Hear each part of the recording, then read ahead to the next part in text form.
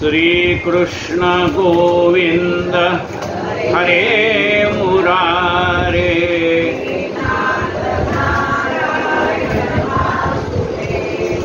श्री कृष्ण गोविंद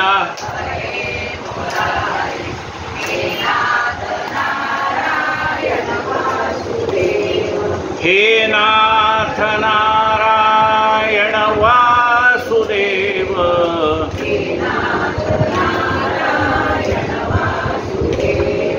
श्री कृष्ण गोविंद हरे मुरारे।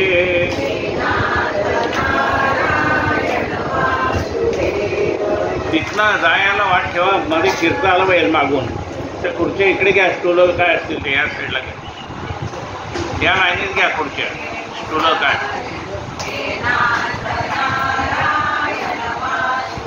असं म्हटलंय की हे जे जगामध्ये सगळं ज्ञान आहे, हे ज्ञान कुठून आलं? माऊली म्हणतात, म्हणून महाभारती जे नाही ते नोहेची लोकत्रयी. म्हणून महाभारतात जे ज्ञान नाही ते जगामध्ये कुठंही नाही. म्हणजे सगळं ज्ञान कुठं आलं? महाभारतात. म्हणून महाभारती जे नाही ते नोहेची ती लोकी तिही येणे कारणे म्हणिपे पाही व्यासोच्छिष्ट जगत्रय. म्हणून असं म्हणतात की हे संबंध जे ज्ञान आहे जगातलं ते व्यासोच्छिष्ट म्हणजे व्यासाच्या मुखातलं ज्ञान आहे. व्यासोच्छिष्ट जगत्रयम, या जगात तिन्ही लोकांमध्ये जे ज्ञान आहे ते. मग आता हे सगळं ज्ञान भगवंताने जे दिलेलं आहे ते, हे सगळं ज्ञान कोणी दिलंय? व्यासाला बुद्धी दिली, पण ती देणारा कोण आहे? कृष्णं वंदे जगद्गुरु. म्हणून याला व्यास पौर्णिमाही म्हणतात. आणि जगातला सर्वात मोठा गुरु कोण असेल तर कृष्णं वंदे जगद्गुरु. कृष्णाय वासुदेवाय हरे परमात्मने प्रणत क्लेशनाशाय गोविंदाय नमो नमः. आज कोण बोलतोय? बोलू नका. व्यासोच्छिष्ट जगत्रय. आपण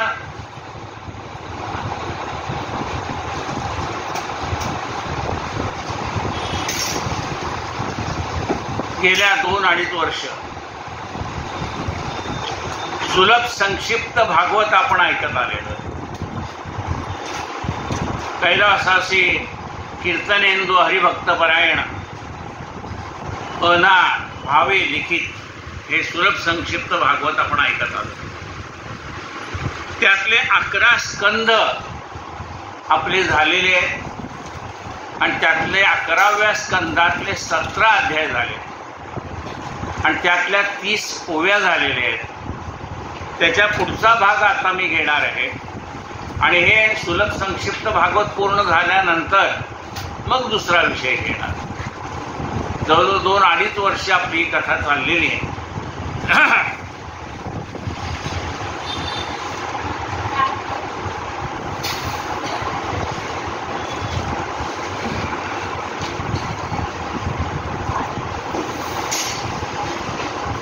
ब्रह्मशापाचं निमित्त झालं.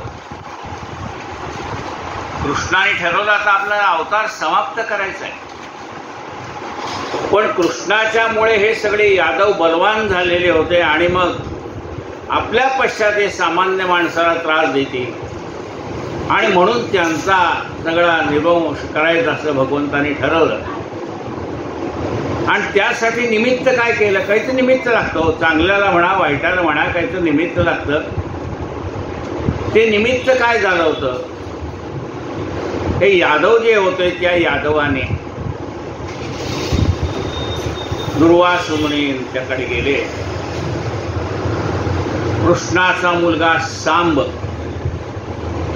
त्याला स्त्री वेश परिधान केलेला आहे आणि पोटावर कपड्यावर कपडे कपड्यावर कपडे बांधून जसं काही ही गर्भारशी बाई आहे, हिला दिवस गेले, असं एकंदर नाटक केलं. आणि गेल्यानंतर ऋषींना विचारतात की ही बाई, आता ह्या बाईला मुलगा होणार का मुलगी होणार सांगा. वास्तविकता कोण आहे? तो पुरुष आहे. जन्म देण्याचा अधिकार भगवंताने स्त्रीला दिलेला आहे, पुरुषाला दिलेला आहे. तेव्हा ते तर काही शक्य नाही. आता काय सांगतात ऋषी? हो, यांना ज्ञान किती आहे? तेव्हा ऋषीने सांगितलं, या बाईच्या पोटी जे जन्माला येईल ते मुसळ असेल आणि त्या मुसळाच्या खाली जो लोखंडी भाग असेल त्याने संबंध यादवांचा वंश नाहीसा होऊन जाईल. घाबरले, घरी आले, साडी सोडली, भक्ताच्या खाली मुसळ पडले आणि मग ते विचार विनिमय झाला. कृष्ण काळात द्वारकेत नव्हते, बाहेर गेलेले होते. आता वडिलांचा म्हणजे वडील माणसाचा काही तर सल्ला घ्यावा, तर आता पद्धत नाहीच आहे, पण त्यावेळेला ते तसं काय, तर त्यांनी सल्ला घ्यायचा का भानगड पडले नाही. कृष्णाचा सल्ला घेतला असता तर काही वेगळं घडलं असतं. हे बघा म्हणाले, असं करा, हे मुसळ आहे ना, हे आपल्या वंशाचा नाश करणार आहे ना, याचा बारीक कूट करा आणि समुद्रात फेकून द्या. आणि हा जो खालचा लोखंडी भाग आहे गोल, तो समुद्रात फेकून द्या. आता तर समुद्रात फेकला, पण आपल्याला माहित आहे समुद्रात काय होतं, तर जी काही हलकी वस्तू असेल ती सगळी पुन्हा समुद्र फेकून देतो, आपला कचरा आपल्यालाच परत करून टाकतो. तसं ते जे भुस्सा होता त्याचं झालं एरक नावाचं गवत तयार झालं, ते विषारी गवत तयार झालं. आणि जो गोल होता तो एका माशाने खाल्ला. आता तो मासा ज्या वेळेला कोळ्याने पकडला, घरी आणला, चातुर्मास सुरू असल्यामुळे पुढचं काही मी बोलत नाही, पण त्यानंतर त्याचा जे काही विल्हेवाट त्यांनी लावली त्यातून तो बरोबर तो गोल बाहेर पडला. आणि बाहेर पडल्यानंतर आता याचं काय करायचं, तर त्याचा त्यांनी भाला तयार केला आणि तो भाला म्हणजे बाण तयार केला.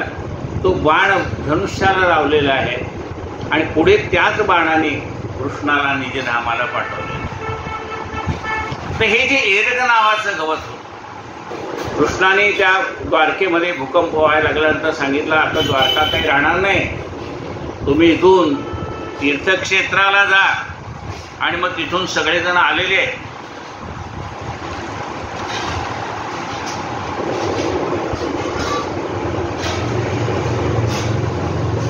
प्रभास नावाच्या क्षेत्राला, प्रभास पट्टण क्षेत्र आहे, तिथे भगवंताने आपला देह ठेवलेला आहे. ह्या प्रभास पट्टण क्षेत्रावरती आलेले आणि नंतर त्याने नको ते द्रव्य प्राशन केलंय, त्यामुळं त्यांचं ते देहभान विसरलंय. पहिल्यांदा धक्काबुक्की, थोबाडीत मारा, धक्काबुक्की मारा, लाथाने तोडो, पायाने तोडो, असं झालं. पुढे त्यांचं जे एकमेकावरती बोलणं जे आहे ते इतकं विकोपाला गेलं की हातात मिळेल त्या शस्त्राने एकमेकाला मारायला त्यांनी सुरुवात केली. त्याला यादवी म्हणतात. आपलीच माणसं आपल्यात भांडायला लागलेली आहे. तेव्हा ते जे शेवटी हातातली शस्त्र संपली त्यावेळेला त्यांनी ते गवत घेतलंय, त्याला असे काटेरी होते, म्हणले त्यांनी एकमेकाला मारायला सुरुवात केली. ते विषारी असल्यामुळे त्यांनी अनेक लोक मरण पावले आणि सगळ्यांचा वध झाल्यानंतर मग भगवंत पुढे काय करतो ते आपल्याला पाहूया. श्रीकृष्ण गोविंद हरे मुरारे,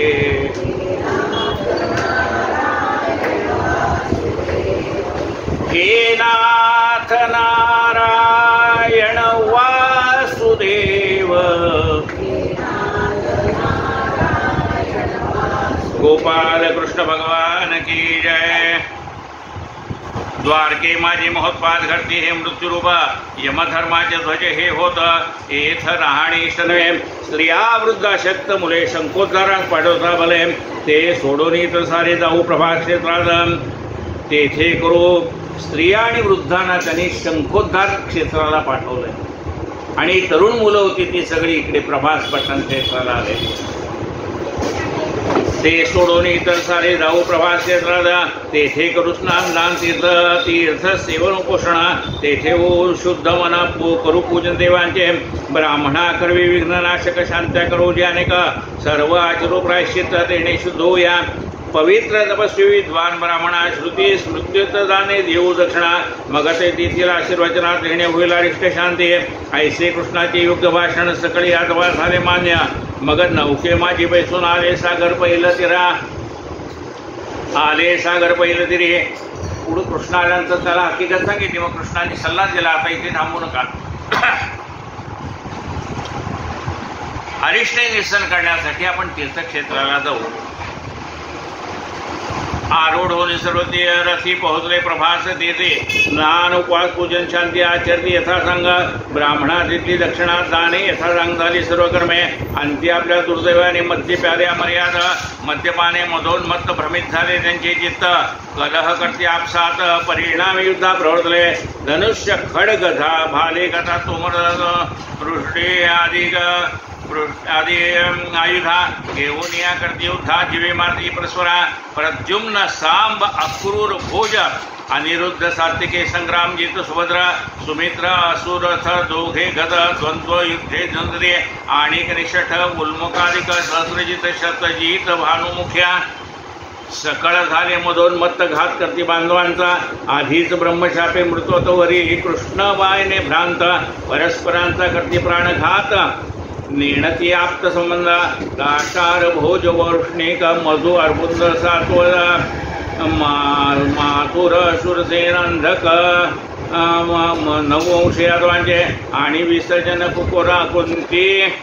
या देशाचीही यादव याते पूर्वस्नेहा सांडोने भांडती घात करती बांधवांचा. पिता पुत्र बंधू मामा भाचे आजेना तो. स्नेही नृला भेदू घडे स्वकीय संहार. कुठलं नातं एकमेकांनी लक्षात ठेवलं नाही. मुलगा आणि वडील भांडतायत, बंधू भांडतायत, मामा भाचे बांधतायत, आजोबा आणि नातू भांडतायत. सकळ समता शस्त्रे बाण मग एरक घेतले उपटुना. परस्परानं करते ताडानं एरक लागती वज्रासमा. विप्रशापे मुसळ झाले त्याचे चूर्ण करून टाकले. ते समुद्र तीरी एरक झाले त्याने मरण यादवांचे. कृष्ण बलराम समजावी ती परी कोणीही नाही. आता यावेळेला कृष्ण आणि बलराम दादा शांत बसले होते का? नाही. त्यांनी त्या सांगितलं यादवांना, अरे एकमेकात भांडू नका. पण कोणी ऐकण्याच्या मनस्थितीत नव्हतं. कृष्ण बलराम समजावते परी कोणीही न ऐकते. मारो आले त्याप्रती. कृष्णाच्या अंगावर गेले जाऊन. त्या बलराम दादाच्या अंगावर जाऊन गेले.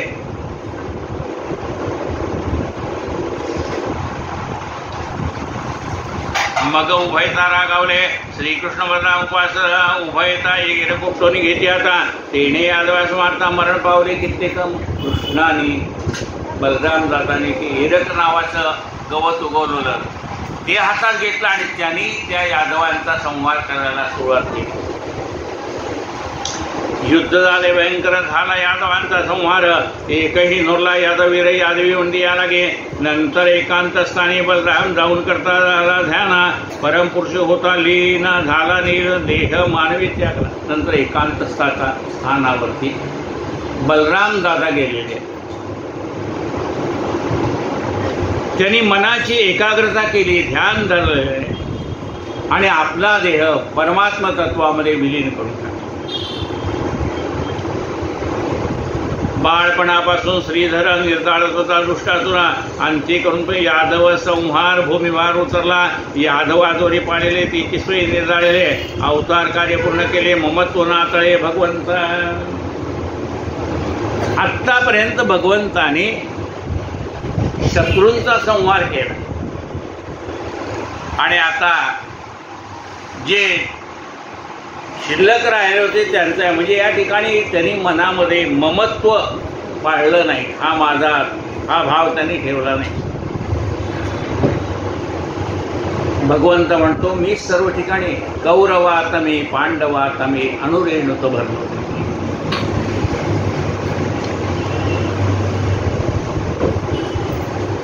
या अंती करून यादव संहार भूमी भार उचलला. भगवंताने भूमीचा भार उचलला. यादवाद्वरी पाडिले तेची स्वये निर्धारिले. अवतार कार्य पूर्ण केले. ममत्व नातळे भगवंता पाहता रामाचे निर्याण सज्ज झाला. आपण करावया निजधाम गमन वैसला अश्वत्थ वृक्षातळे.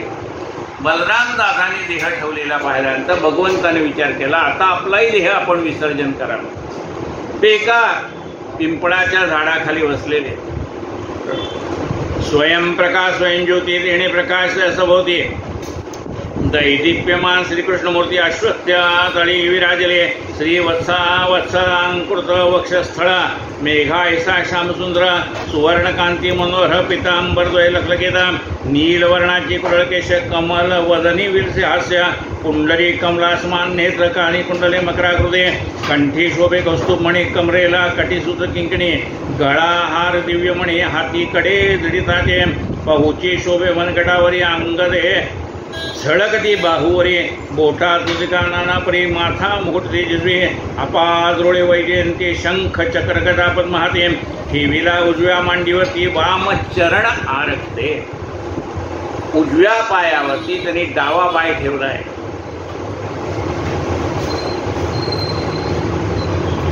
कृष्णाचे पदतल आरक्त वर्ण. कृष्णाचे पाय आरक्त वर्णाचे होते आणि त्या व्याघाला असं वाटलं की एखादा हा पक्षी बसलेला आहे. कृष्णाचे पदतला आरक्त वर्ण दिसत असे. मृगाच्या मुखासमाना ते पाहता सोडीला प्राण. जरा नामक व्याधाने त्याला वाटले हरिण दिसतंय काहीतरी आणि तेवढ्यात त्याने जरा नावाचा तो व्याध होता त्याने आपला बाण सोडला. मुसळाचा अवशेष लोखंड बाणाग्री लावले होते जाणा. ब्रह्मशाप व्हावया पूर्ण तोची बाण मारवला. व्याध येऊनी पाहे जवळी तो विराजला सेवन माने. भगवान श्रीकृष्ण वृक्षातळे म्हणे हंत काय झाले. आला तो काय झाले माझ्या हातनं तुमचा वध झालाय. म्हणे हंत काय झाले. पुण्यश्लोक श्रीकृष्णा जगन्नाथा मधुसूदना कृपासागरा दया घना क्षमा करावे मजला घे. मृग समजून मारला बाण नेता घडले पापाचरणा. कैसे प्रार्थू क्षमा याचन महापातक वृष्णमी. देवा आता मी तुमच्या अंगावर बाण मारला कोणत्या तोंडाने तुम्हाला क्षमा मागू ते सांगा.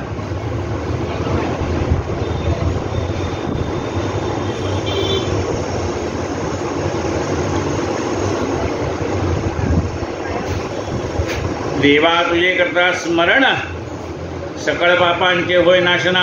निरसोने जाई सर्व ज्ञान ऐसे महिमान तुझे जगे. मी मृगघातकी पापी व्याध त्या माझा करी शीघ्रवदा. अक्षम्य माझा अपराध शिक्षा करावी मजला घे. देवा मी हरिण मारून माझी उपजीविका चालवतो. मला वाटलं तुझे चरण आहे ना ते हरणाच्या मुखासारख्या म्हणून मी बाण मारला. आता माझा तू शीघ्र वध कर. अत्यंत मी दुष्ट आहे. देवा तुझे करता स्मरण सकळ पापाचे होय निरसना. निरसो निराई सर्वात ज्ञान ऐसे महान तुझे जगे. मी मृगघातकी पापी व्याध त्या माझा करी शीघ्रवधा. अक्षम्य माझा अपराध शिक्षा करावी मजला घे. त्वद्वश मायेने विलिचित दृश्यादृश्य प्रपंचाद्भुता. यासी नेती ब्रह्मादिक वेददृष्टे वाक्पदे. मी तव जन्मलो पाप येऊने जीव घातकी पाप गाणे. बुद्धी नष्ट मी अज्ञानी कैसे कळे मज तव लीला. देवा ज्ञानी माणसालाही तुझं स्वरूप कळत नाही. मी तर अज्ञानी मनुष्य आहे. मला क्षमा कर. कैसे कळे मज तव लीला.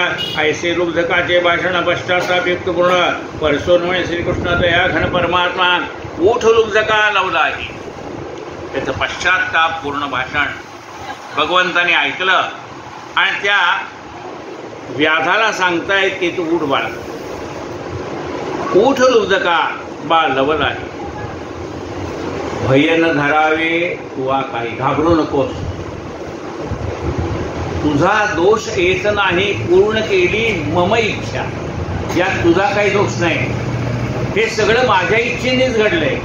झाडाचेही पान आले त्याची सत्ता.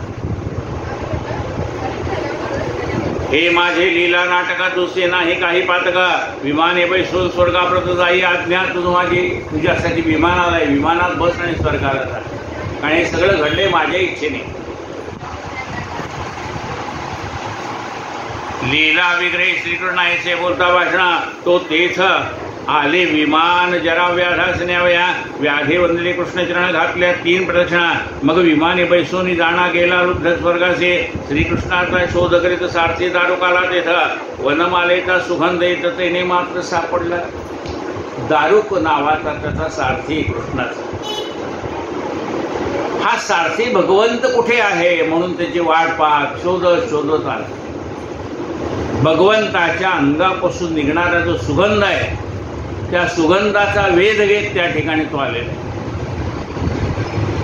वनमालेचा सुगंध येत तेने मात्र सापडला. भगवंताच्या गळ्यातली जी वनमाळा आहे त्याचा सुगंध येत होता.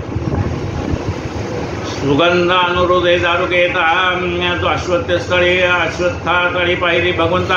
उडी घालून सांडले रथा गडबड लोळे चरणावरे. दारुक म्हणे का स्वामी राया न पाहता तुझ्या पाया. माझी ज्ञानदृष्टी गेलेली अंधार भाषे सर्व दिशा. कोठे जावे काय करावे ऐसा भांबावलो जीवे. मजसीन पडे काही ठावे अशांत झाली चित्तवृत्ती. दारुक बोलत असता इतक्यात श्रीकृष्णाचा गरुड चिन्हांकित रथ ध्वज शस्त्रास्त्री यांचे सेत गुप्त झाला आकाशी. दारुक असं बोलतोय की देवा मला काही सुचलंच नाही हो काय आहे. तेव्हा ज्या रथावर भगवंत नेहमी बसायचे तो गरुड चिन्हांकित त्यांचा ध्वज होता. म्हणजे ध्वजावरती चिन्ह कशाचं आहे? गरुडाचं. गरुड ध्वजांती. आणि ज्या वेळेला महायुद्ध झालं त्यावेळेला तो ध्वज पकडून कोण बसला होता? मारुती. आपल्याला माहिती आहे. तर हा रथ जो आहे भगवंताचा गरुड चिन्हांकित रथ त्याच्यावर काय आहे? ध्वज आहे. गरुडाचं चित्र असलेला ध्वज आहे. नाना प्रकारची शस्त्रास्त्र आहेत. असा हा रथ गुप्त होऊन आकाशात निघून गेला. आपल्याला माहिती आहे कौरव पांडवांच्या युद्धामध्ये भगवंत रथाचं सारथ्य करत होते आणि अर्जुन मागे होता. ज्यावेळेला युद्ध संपलं त्यावेळेला भगवंताने अर्जुनाला सांगितलं तू आधी खाली उतर मग मी उतरतो. तेव्हा अर्जुन म्हणाला देवा आधी सारथ्याने खाली उतरायचं म्हणजे ड्रायव्हर आधी खाली उतरणार मग मंत्री खाली उतरणार ना. तर म्हणजे आधी तू खाली उतरायचं मग मी. हा नियम आहे. आज तू मला खाली का उतरायला सांगतो? ते म्हणजे तुला नंतर कळेल. आणि मग खाली उतरल्यानंतर त्यावेळेस जो त्या रथात बसले होता तो रथ जळून भस्म झाला. कारण भगवंत जोपर्यंत त्या रथावर होते तोपर्यंत त्या रथाला अनेक अग्निअस्त्र आली तरी काही धक्का लागत नव्हता. भगवंत खाली उतरले त्या रथाची राख झाली. तसा भगवंत आपल्या हृदयात आहे. तोपर्यंत हा रथ चाललाय. हा दशरथ आहे. 10 रथ 10 म्हणजे काय आहे? 10 ज्ञानेंद्रिय 5 कर्मेंद्रिय 5 ज्ञानेंद्रिय असा हा रथ आहे. 10 दशरथ. हां तेव्हा हा जो रथ चालतोय ना तो कुठपर्यंत आहे? आज परमात्मा विराजमान आहे तोपर्यंत. जेव्हा तो खाली उतरतो तो रथ जसा जळून गेला तसा हाही जळून जातो.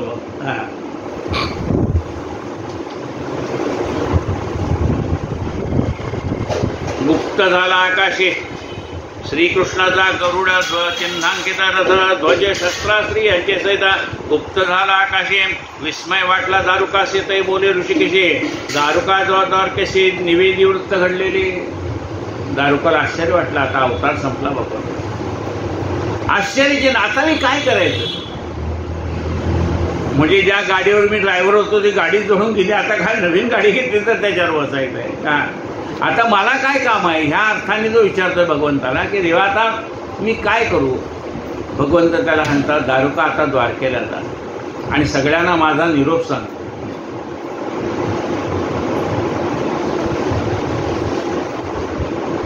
विस्मय वाटला दारुकासे ते बोलले ऋषिकेशी दारुकाचा द्वारकेशी निवेदी वृत्त घडलेले झुंजोनी आपसात सर्व यादवांचा झाला घात बलराम गेला निजधामास मीही सिद्ध जाऊया रौसा सर्व यादव आपसामध्ये लढून मरण पावले बलराम दादांनी आपला देह ठेवलाय आणि मीही आता देह ठेवायच्या मार्गावर आहे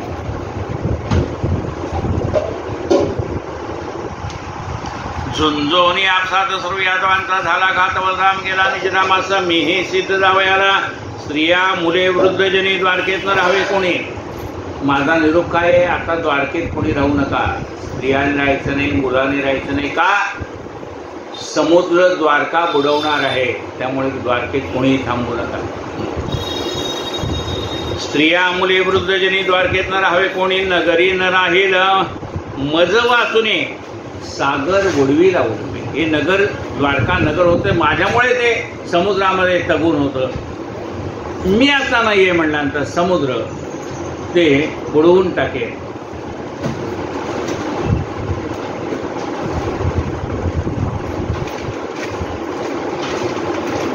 सागर बुडवी रावलिंबे यादव कुळीचा परिवार शेष त्यांनी जावे इंद्रप्रस्थास वृत्तनिवे जावे अर्जुनास तो तुम्हास रक्षील आता यातले जे यादव भांडणात पडले नव्हते तेवढेच शिल्लक राहिले जे वादावादीत भांडणात पडले नाही तेवढे शिल्लक होते त्यांनी म्हणाले सगळे आता इंद्रप्रस्थाला जा पांडवांना भेटा तो तुमचं रक्षण करेल अर्जुन वृत्तनिवेदावे अर्जुनास तो तुम्हाला रक्षेला म्या उपदेशला जो धर्म त्याचे करीतो अनुष्ठाना तेने तुझे होईल ज्ञान समचित्त होशील सुप्रभ आत्तापर्यंत मी तुम्हाला धर्म जो सांगितलाय त्याचं आचरण करा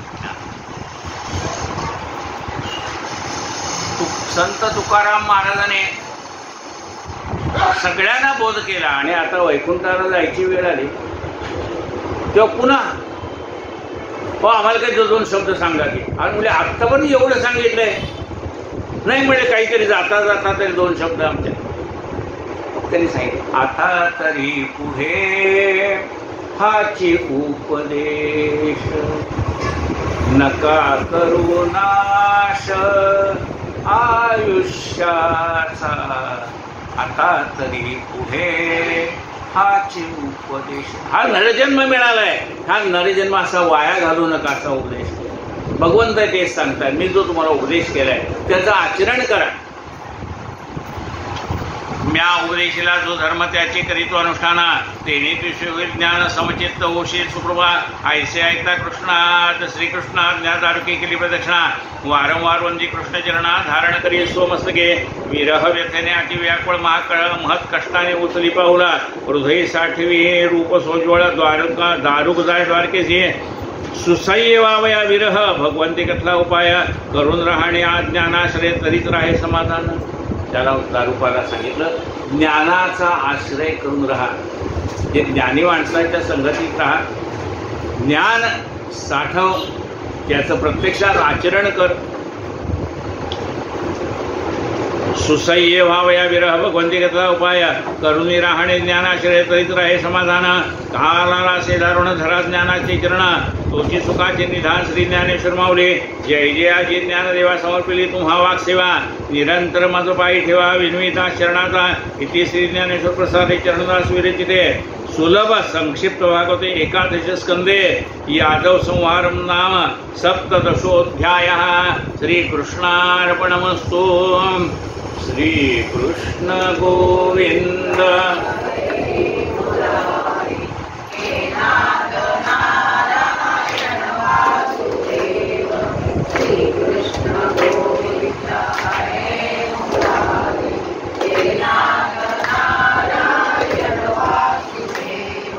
हे नाथ नारायण वासुदेव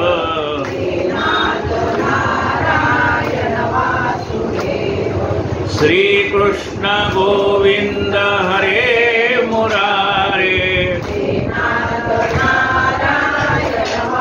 गोपाल कृष्ण भगवान की जय जय जयाजी श्री कृष्णा चिन्मय देहानंद घना वसुदेव देवकी नंदना यदुकुल भूषणा गुणातीता जय जयाजी जगत जीवनाय जीव सुरुधा नारायणा कालातीता अनंत गुणा भेदातीता भावरूपा जय जयाजी अपरमिता अनिर्वाच्य शब्दातीता वेदगम्या वेदातीता शब्दरूपा श्रुतिसारा जय जयाजी भगवंता सगुण रूपा गुणवंता स्वेच्छाप्त वपो श्रीमंता रुक्मिणी कांता मनोहरा जय जयाजी ध्येय ध्याता ध्यान मंगला ध्यानातीता विश्वंभरा विश्वरूपा विश्वभास्का विश्वदय श्री शुकवंती परीक्षिता। ही सगळी कथा कोण सांगताय? शुक महर्षी सांगताय. कोणाला सांगताय? परीक्षित राजाला सांगताय. परीक्षित राजा हा अन्न पाण्याचा त्याग करून गंगा तीराला बसलेला आहे. त्याला कळलंय ऋषी शापाने आपल्याला 7व्या दिवशी मृत्यू येणार. मग राहिलेल्या आयुष्यातले 7 दिवस सत्संगात जावे आता त्याचा विचार होता. त्याच्या भाग्याने शुकमहर्षी त्या ठिकाणी आलेत आणि शुकमहर्षी त्याला ज्ञान देत आहे. श्री शुक म्हणते परीक्षिता श्रीकृष्ण जेत वैसला होता तेच पातले देव देवता ब्रह्मा रुद्र महेंद्रादी. दारूक निघून गेला. शुक पुढे परीक्षित राजा सांगतात ज्या ठिकाणी भगवंत जिथे भगवंताला बाण लागला त्या ठिकाणी सगळे जमलेले आहेत. कोण? सर्व देवता त्या ठिकाणी प्रकट झाल्या. देव देवता ब्रह्मा रुद्र महेंद्र सगळे देव त्या ठिकाणी प्रकट झाले. ब्रह्मदेव प्रकट झाले, प्रत्यक्ष शंकर प्रकट झालेले आहेत, इंद्र प्रकट झालेले आहेत. सनक सनंदन सनातन सनत कुमार हे 4 आलेले. सनक सनंदन सनातन आणि सनत कुमार ही नावं आपण ऐकलेली आहेत का नाही? हे 4 आहेत. हे सिद्ध आहेत, भगवंताचे भक्त आहेत.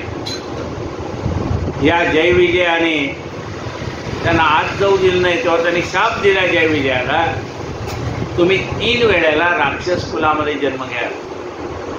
आणि मग भगवंत आले आणि आपल्याला माहित आहे की भगवंत म्हणाले मग मी पण त्यांच्यावर अवतार घेईन.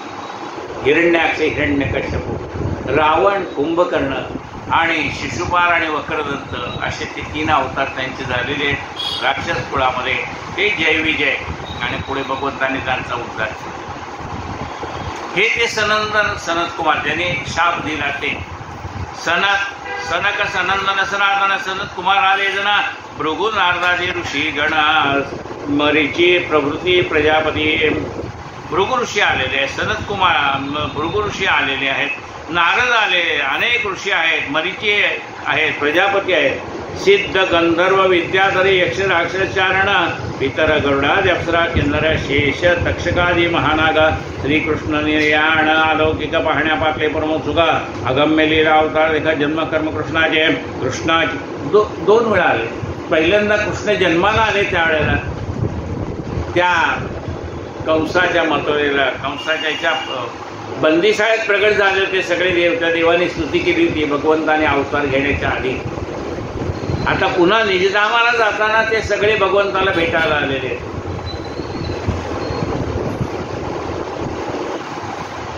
श्रीकृष्ण निर्याण अलौकिक पाहण्या पाकले परमोत्सुका अगम्य लीला अवतार देख जन्म कर्म कृष्णाचे.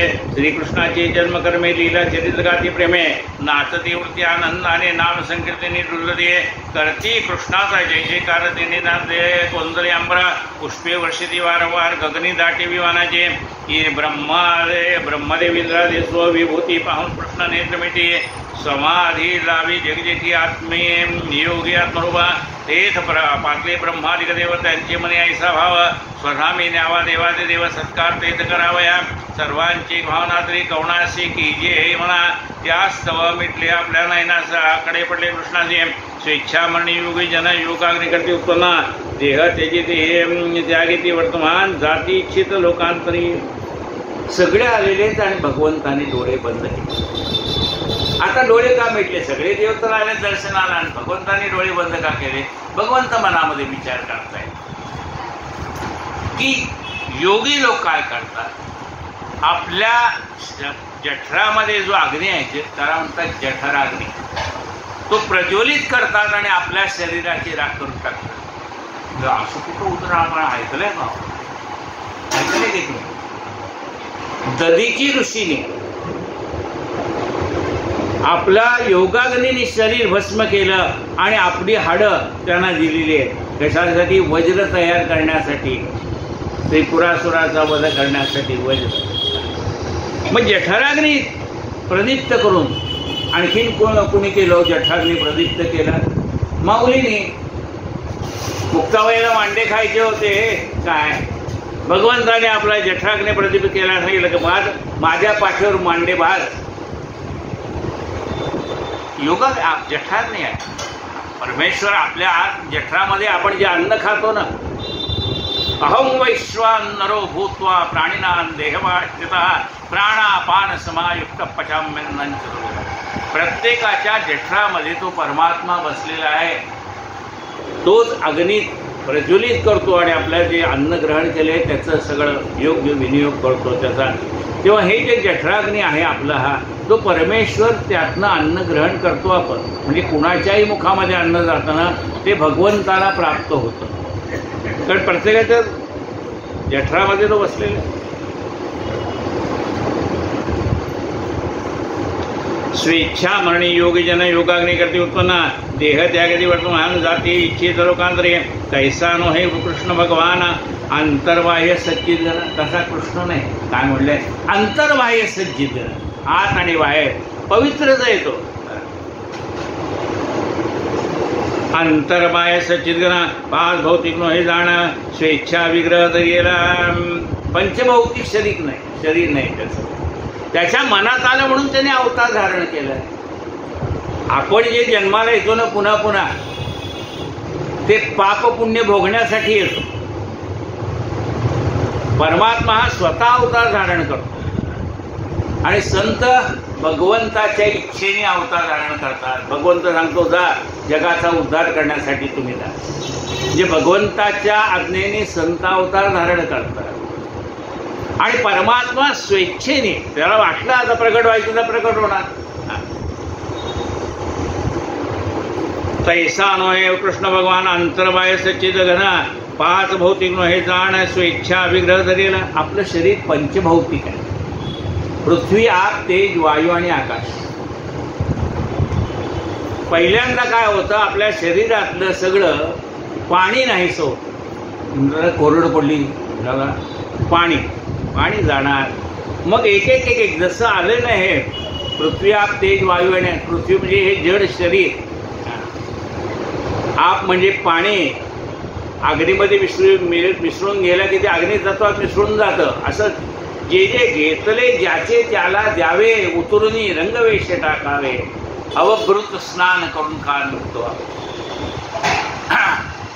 वाहता काळ नदीच्या काठी टिकावी दरडीची का माती ती विलया ती जाई विलया पाठी. तसं ते आपलं हळूहळू एक एक एक एक एक एक कमी होत जातं. डोळ्याचे तेज गेलं मग आपण तो निस्तेज झाला. मनुष्य आहे पण तेज नाही त्याच्याजवळ, तेज कमी होत जातं. त्याचं एक एक एक एक जसं घेतलंय ना आपण, हे उष्ण घेतलेलं आहे ते पुन्हा ज्याचं त्याला देऊन टाकायचं आहे.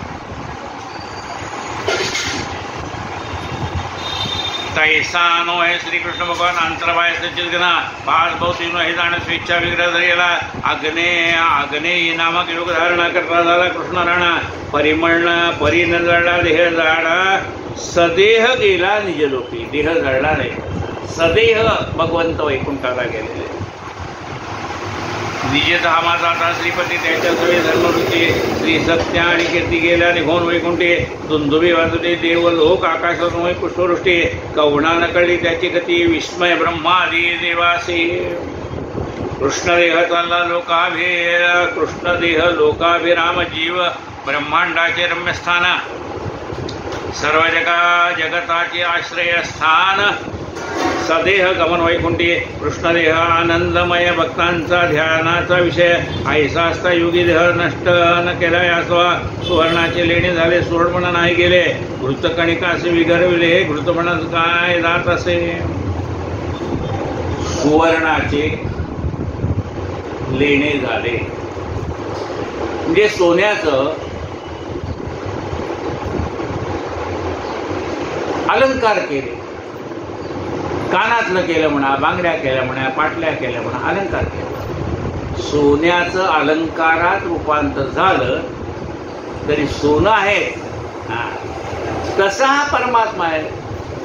तुझं सगुण म्हणू की निर्गुण रे, सगुण यामध्ये तोच आहे आणि निर्गुण रूपाने तोच आहे.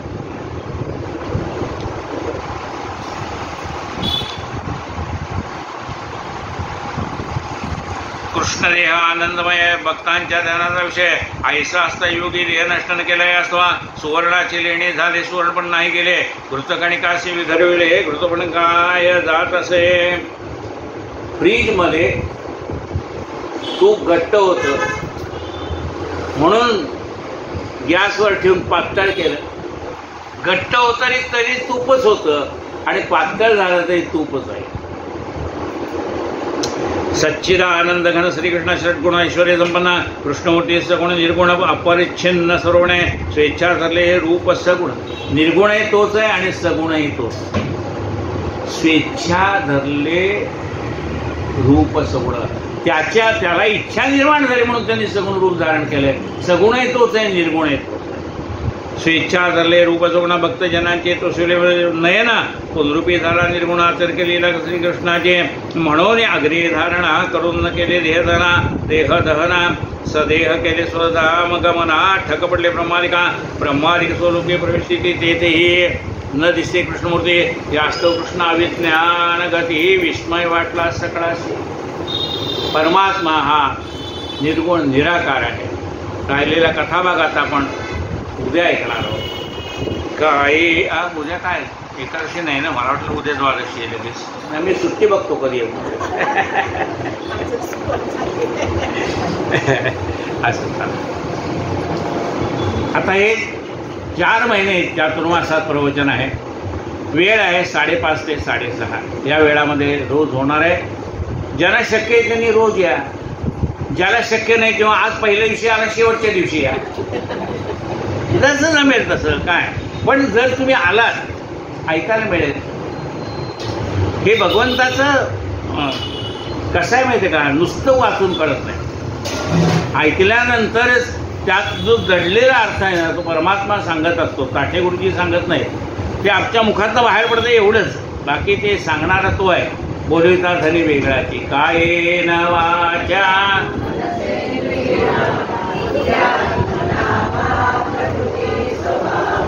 करोमि यज्ञं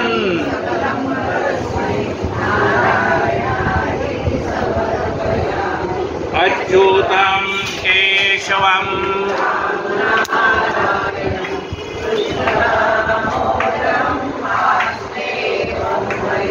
श्रीधरं माधवं गोपिका वल्लभं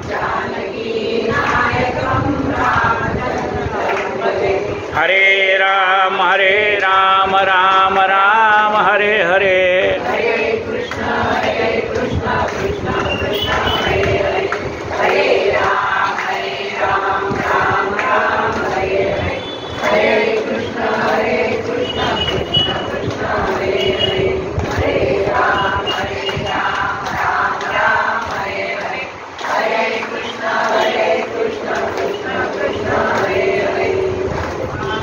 महाराज आरती.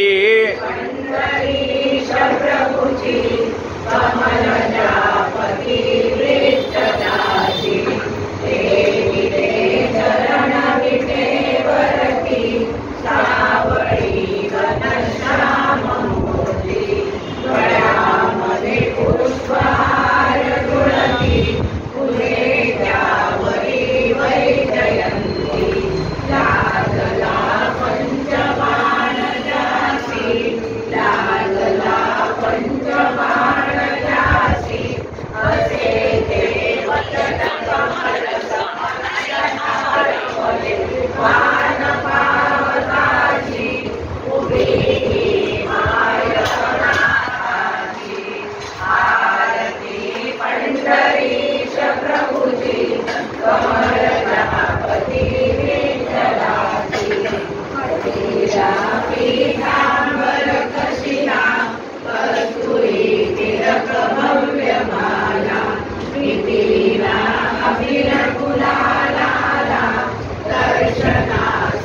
प्रसंग आला जल्लरीला